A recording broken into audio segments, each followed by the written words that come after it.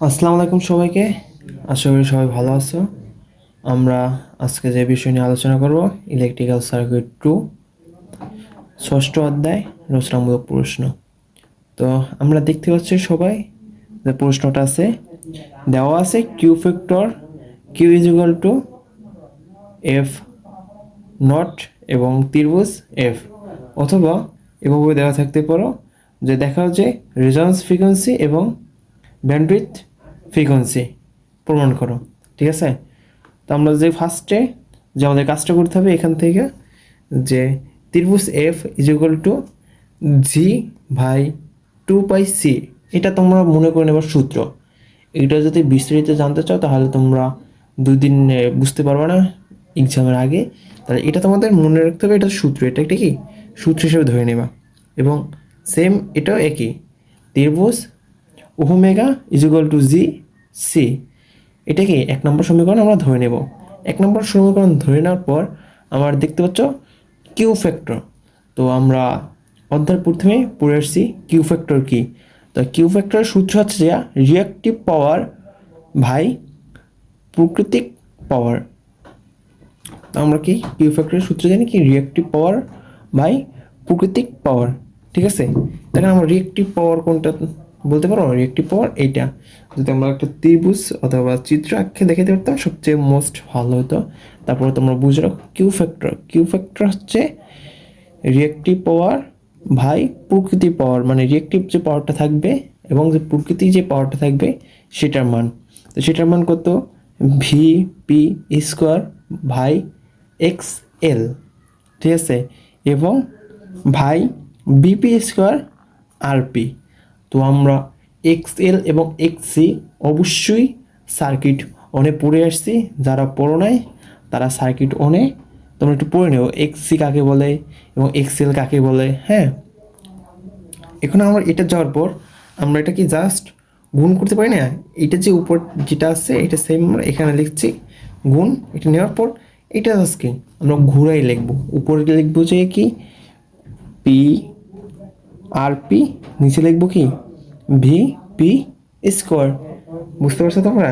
এখন দেখো এখানে কি এটার উপরে আছে যে কি V P square X C into এখানে আছে কি আর পি ভাই ভিপি স্কোয়ার। দেখো এখানে ভিপি স্কোয়ার এখানে ভিপি স্কোয়ার দুইটা কাটাকাটি যায়, তো আমরা দুইটা কি কাটা দিয়ে দিব। তাহলে এখানে থাকে কি উপরে থাকে কি তাহলে আরপি ভাই এক্স সি, এটা কি তাহলে 2 নম্বর সমীকরণ। আমরা তাহলে কি দুইটা সমীকরণ পেয়ে গেছি। 1 নম্বর সমীকরণ পেয়ে গেছি কোথায়, এই যে 1 নম্বর সমীকরণ আমাদের, এবং 2 নম্বর সমীকরণ এই দুইটা সমীকরণ নিয়ে আমরা এখন কি কাজ করব। ঠিক আছে, এখন আমরা যে কাজ করবো 2 নম্বর সমীকরণ, তাহলে এটা কি থাকে, এই যে কিউ ফ্যাক্টর তাহলে কত পাওয়া গেছে, রিঅ্যাক্টিভ পাওয়ার কত পাওয়া গেছে আর পি, এবং প্রকৃত পাওয়ার গেছে কত এক্স সি। ঠিক আছে, এখন আমরা লিখতে পারি না এইভাবে যে তোমার আর পি এভাবে লেখা যায় আর পি সমান লিখতে পারি কি, উপরে লিখতে পারি আমরা 1/জি। এই যে দেখো তোমরা এই যে নোট করে নিচ্ছি, এভাবে তোমরা নোট করে নিও। আর পি লেখা যায় সমান সমান কি 1/জি, আমরা এটা লিখে নেব। ঠিক আছে, তো আমরা এখানে এটা লিখে নেব, এবং এক্সি, এক্সি লেখা যায় কি ওমেগা নট এল, এক্সি সমান সমান লিখতে পারি আমরা, সরি এক্সেল, এক্সেল সমান সমান লিখতে পারি ওমেগা নট এল। যদি আমার এখানে এক্স এল না থাকে, যদি এক্স সি থাকতো তাহলে আমরা কি লিখতাম বলতে পারো, ওমেগা নট সি। ঠিক আছে, যেহেতু আমার এক্স এল আছে সেহেতু আমরা এক্স এল নিয়ে কাজ করবো। এটা জাস্ট আমাদের বোঝানোর স্বার্থে বলছি, এটা আমাদের প্রয়োজন নাই।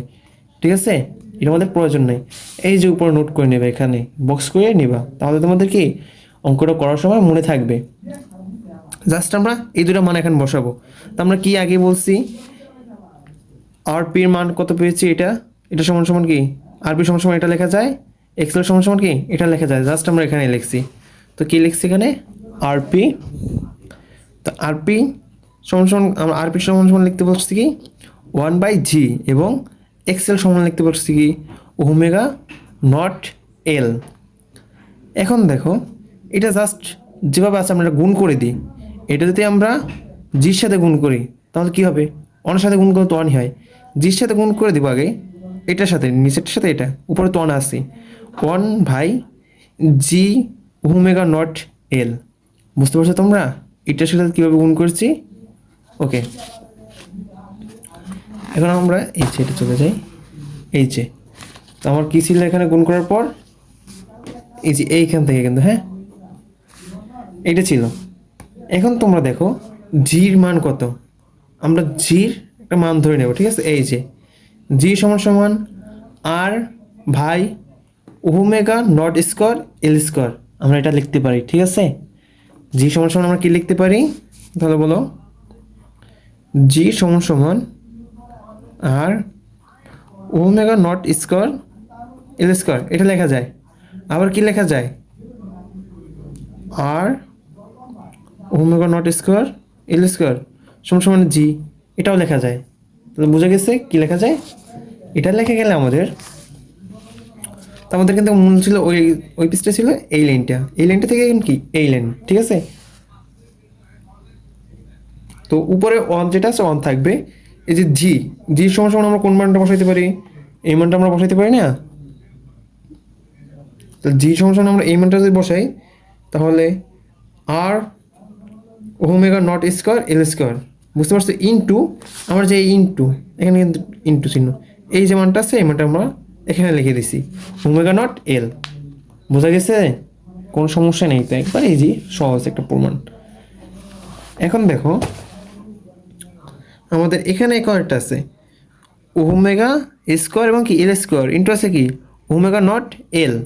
তা আমার এখানে আছে দুইটা, এখানে আছে একটা, আমরা এটা কি কাটতে পারি না? কাটাকাটি করলে কি থাকে? একটা থাকে। তো সেম আমরা একটা লিখবো, লেখার পর কি উপরে থাকে কি উপরে ওয়ান, ঠিক আছে? উপরে ওয়ান থাকলে উপরে ওয়ান, এখানে আমার আর আছে আর সেই জন্য, এবং কি এই যে কাটাকাটি করলে এখান থেকে একটা ওমেগা নট এল। তো ওমেগা নট এল থাকে, এল থাকার পর আমরা কি লিখতে পারি? উপরে তো গুণ করলে একই সাথে আমরা যতই যা গুণ করি না কেন সেম একই আসবে। জাস্ট এটা যদি আমরা ঘুরে গুণ করি তাহলে এটা কি ওমেগা নট উপরে চলে যায় আর নিচে চলে আসে। এবং দেখো এখন আমরা যে কাজটা করতে হবে, উভয়কে কি এল দ্বারা ভাগ করতে হবে। এটাকেও এল দ্বারা ভাগ করতে হবে, এটা সেটাকেও কি এল দ্বারা ভাগ করতে হবে। তাহলে আমরা কি লিখতে পারি? ওমেগা জি নট এল ভাই এল, এল দ্বারা ভাগ করছি, এবং সেম কি এটাও আর বাই এল। এখন দেখো একটু এল আছে, এল এর কাটাকাটি যায়, এখানে কিছুই নেই, এখানে কাটাকাটি যায় না, ঠিক আছে? এখন তাহলে উপরে থাকে কি ওমেগা নট, নিচে থাকে কি আর বাই এল। এখন আমরা লিখতে পারি ওমেগা নট, ঠিক আছে? এখানে দেখো আমরা এখন লিখতে পারি কি ত্রিভুজ